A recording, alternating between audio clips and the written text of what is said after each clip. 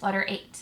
If you're watching this video on Wednesday, March 25th, then happy Solemnity of the Annunciation, the feast we remember when Mary conceives Jesus in her womb, when Jesus' life begins and she says yes to being the mother of God. It's a very, very high feast in our church.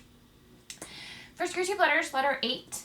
We're going to go ahead and get started. The most important thing that we learn in Letter 8 is the law of undulation.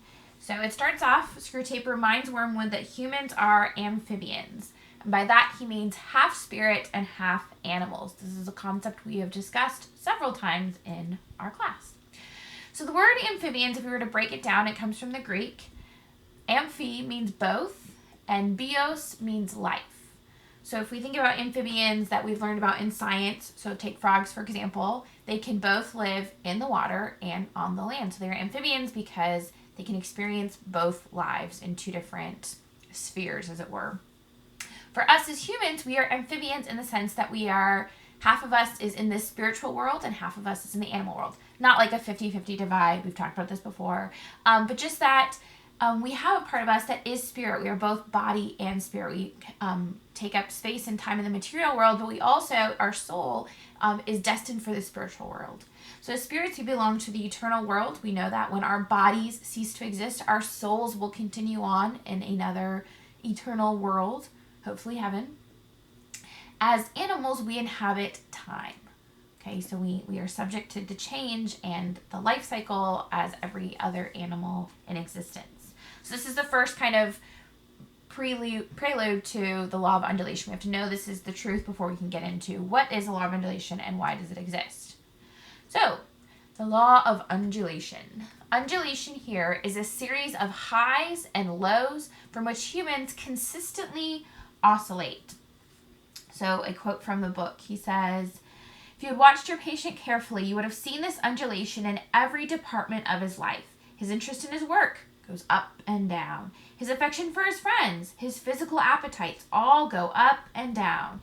As long as he lives on earth, periods of emotional and bodily richness and liveliness will alternate with periods of numbness and poverty." So these are just a natural phenomenon. The way I like to represent this is with a line, with a curvy line, where we have series of ups and downs. So I think this is a helpful tool to illustrate what is the law of undulation. So just naturally, we experience these peaks, times of bodily richness and liveliness, where just sometimes when we start something new, there's that novelty with it. We're excited. It's awesome. And we're just, having a good time. And sometimes, when we work out, there's times when we work out and, we just feel really good and we're able to do a lot of stuff. And then there's times where we go in and we're just really low. And there's a physical numbness. There's a poverty to our spirits. Those workouts we kind of have to struggle through and make yourself do it through willpower and whatnot. So Screwtape is saying here, this is just a law that is true about humans. All of us go up and down and experience these highs and lows just naturally, right? So this is just a truth about us as humans, right? And that's what Screwtape Letters, that's what C.S. Lewis is trying to do here. He's just trying to talk about what it means to be human through the lens of this demon, but it's just about human nature. And we've all experienced the law of undulation in our own lives if we think about it for a little bit. Another major thing that Screwtape talks about in this letter is the way that God uses the law of undulation, the way that God uses the trials, the lows of undulation to bring us closer to himself, and then their ultimate aims in this quote-unquote war for our souls.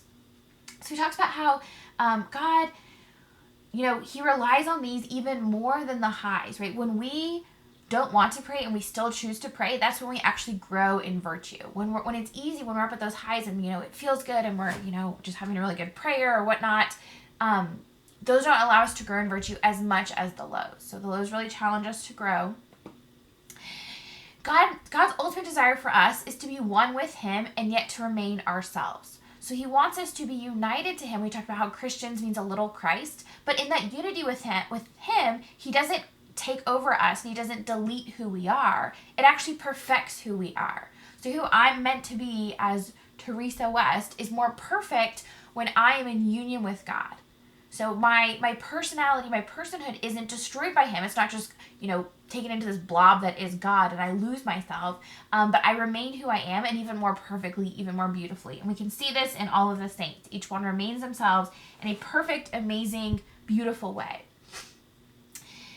Here, Screwtape himself, the demon, says that God actually loves us, right? It says he really does want to fill the universe with a lot of loathsome little replicas of himself.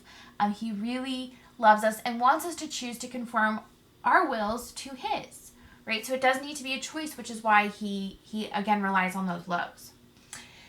Now, on the flip side, demons. The demons desire humans for food. It says, our aim is the absorption of its will, humans' will, into ours, and the increase of our own area of selfhood at its expense. So what demons do is they do bring us into themselves if we die and go to hell, and we do lose ourselves in the demons themselves. We aren't made perfect in who we are. We are just absorbed into them. Right there we have the absorption of human wills to their wills. These are a few quotes that really stuck out to me from this letter. So at the very end, he says, our cause is never more in danger than when a human, no longer desiring, but still intending to do, our enemy's will, to do God's will, looks round upon a universe from which every trace of God seems to have vanished and asks why he has been forsaken and still obeys.